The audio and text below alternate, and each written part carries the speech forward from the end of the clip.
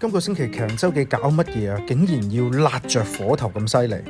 咦，整咗部彎把單車喎，咁梗係要體驗下騎彎把係乜嘢感受啦！歡迎大家收睇今期嘅騎行周記，我係譚其川啊！今個星期咧，我就改裝咗部公路車嘅，由直把變咗彎把，原因我係收咗一套啦Shimano 舊款嘅10速嘅油壓碟剎嘅一個套件啊，就係 RS405啦嚇。而呢一套嘅剎變把咧，只需要880蚊喎，仲要個成色都幾唔錯嘅。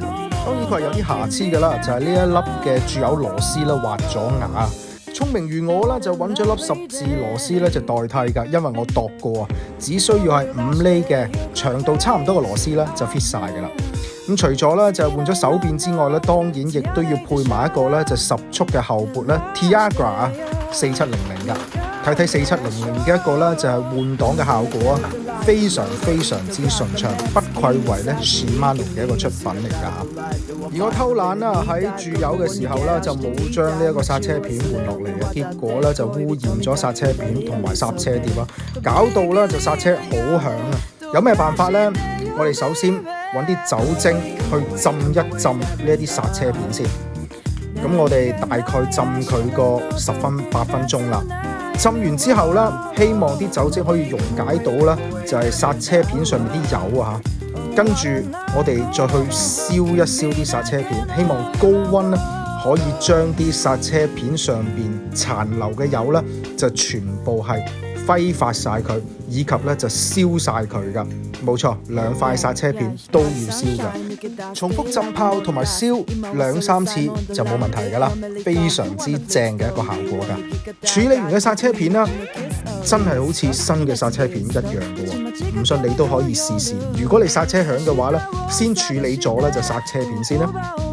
咁而至於要清理咧，就係剎車碟咧就難好多啦。首先我哋用威猛先生啦，就捽一捽張剎車碟啦，然後揾啲水咧就沖走啲泡佢。接住落嚟呢一步咧，就係要用一個砂輪機啊，呢一個迷你砂輪機啦嚇。咁就跟住咧去打磨一下咧，就係呢一個剎車碟㗎。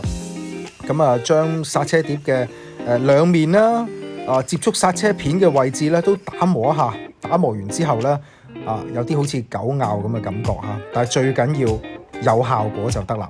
好啦，我哋裝翻個剎車碟上翻個車轆度，跟住就出去騎下，感受下咩環境啦。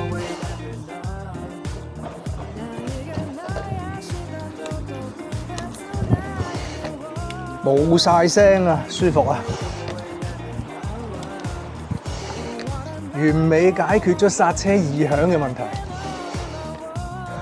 前好個把帶之後咧，當然就要去騎行一下，體驗下呢一部咧彎把單車啊嚇。咁其實咧我係好少騎彎把單車嘅，所以唔係咁習慣啊。